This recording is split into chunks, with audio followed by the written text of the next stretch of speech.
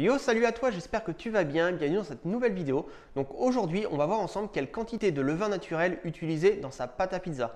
Donc j'ai eu cette idée parce que hier, il y a plusieurs personnes qui sont venues me voir en privé et qui m'ont demandé Ivan, quelle est la meilleure quantité à utiliser pour pouvoir faire une pâte à pizza au levain naturel.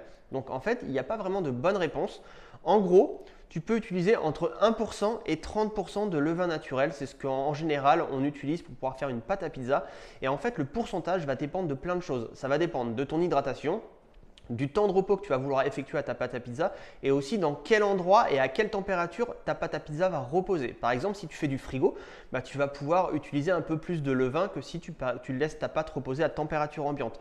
Pareil, si tu te trouves dans le nord de la France où la température ambiante est assez fraîche alors que dans le sud, la température ambiante est beaucoup plus chaude, pareil, le pourcentage va dépendre un peu de tout ça. Donc moi, ce que je te conseille, c'est de faire des tests, mais en tout cas, tu peux utiliser entre 1% et 30%. Et donc les 30% ou les 1%, tu vas les calculer en fonction de ton kilo de farine. Par exemple, si tu utilises 1 kg de farine pour pouvoir faire ta pâte à pizza et du coup, il te faut 30% de levain naturel, ça veut dire qu'il va falloir que tu utilises 300 g de levain naturel. Donc tu calcules ça par rapport à ton kilo de farine. Et du coup, commence d'abord parce que le levain, c'est pas du tout comme la levure, c'est beaucoup moins concentré.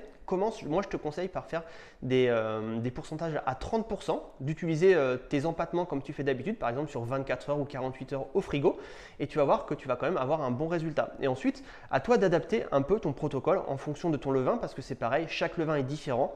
Il y a des levains qui vont être très actifs, d'autres qui vont être un peu plus faibles. Donc en fait, il faut aussi s'adapter à son levain. Donc c'est quelque chose que tu vas devoir en fait apprendre et comprendre avec le temps en fait. Il va falloir que tu travailles, il va falloir que tu fasses des tests, que tu fasses plusieurs pâtes à pizza avec des pourcentages différents et c'est comme ça que tu vas maîtriser. Si moi par exemple mon levain est très actif, que je te dis que dans mon protocole j'en mets que 10%, mais que toi il est assez faible et que finalement tu mets 10% également dans ta pâte à pizza, peut-être que tu ne vas pas du tout avoir le même résultat que moi.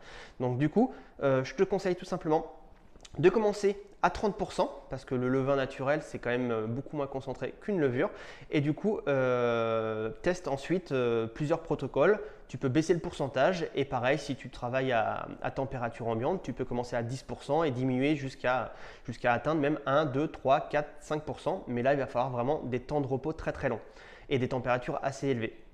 Donc voilà, donc j'espère que cette vidéo t'a aidé. N'hésite pas à me dire si tu as déjà commencé le levain naturel, si tu as déjà fait des pizzas au levain naturel. N'hésite pas à me dire le genre de protocole que tu utilises. Donc tout ça dans les commentaires. Like pas la pizza, like la vidéo si tu l'as bien aimée. N'hésite pas à la partager à toutes les personnes qui sont passionnées de pizza ou de levain naturel. N'hésite pas non plus à télécharger le manuel indispensable comment bien choisir sa farine à pizza. C'est le premier lien dans la vidéo juste en dessous. Et donc moi je te dis à demain pour une nouvelle vidéo. Et si tu as des questions sur le levain, sur plein d'autres choses qui concernent la pizza, n'hésite pas à me les mettre en commentaire. Moi ça me donnera plein d'idées pour faire d'autres vidéos par la suite. Voilà, merci à toi et puis porte-toi bien. Ciao, ciao.